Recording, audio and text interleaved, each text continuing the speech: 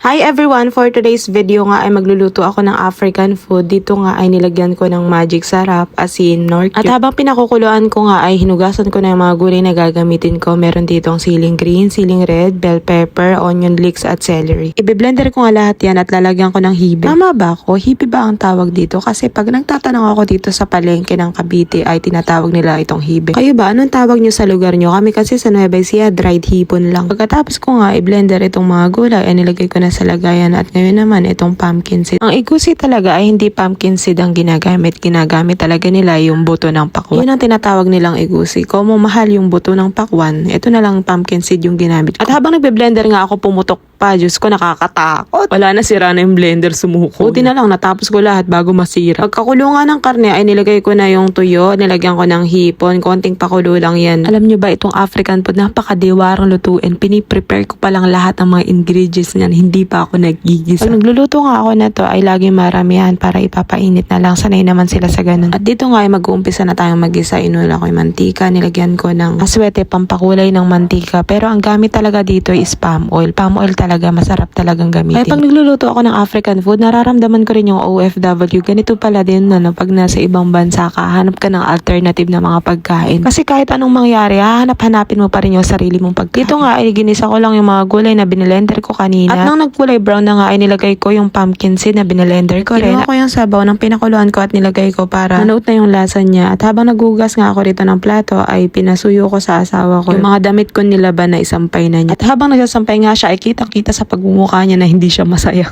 At nang mag-isa ko na nga ng mabuti ay nilagay ko na yung mga karne. Nilagyan ko ng konting sabaw at nilagay ko na rin yung pechay. Konting kulo na nga lang yan at tapos na yan. Naalala ko nung una kong luto na to, hindi ko siya na-blender maayos. Kaya nung pagkaluto ko, buo-buo. Palpak, hindi masarap. Pero kinain pa rin ng asawa ko. Wala naman siyang magagawa. Diyan nga ay tinawag ko na sa kanya para ipatikim. Kung pwede na ba ako dumayo sa kanila para makiluto sa piyestahan.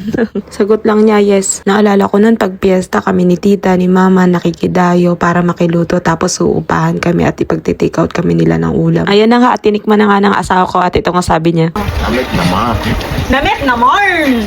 Namit naman. Kung sa atin nga ay pinapartner natin sa ulam ay kanin, sila nga ay oatmeal or kaya giniling na bigas. Diyan nga ay pinaganda ko na siya ng pagkain. Alam niyo ba yung mga African man, sanay na sanay sila na asawa nila pinag-aanda sila ng pagkain. Pero sa ating mga Pilipino, di ba, magsasando ka lang ng pagkain sa lamesa tapos kanyang-kanyang kuha. Sila naman, kailangan ibigay mo talaga sa kanila, isandok mo yung sarili nilang pagkain. At ngayon naman ay tayo ay kakain. Let's eat, guys! And that's all for today's video. Thank you for watching. Bye!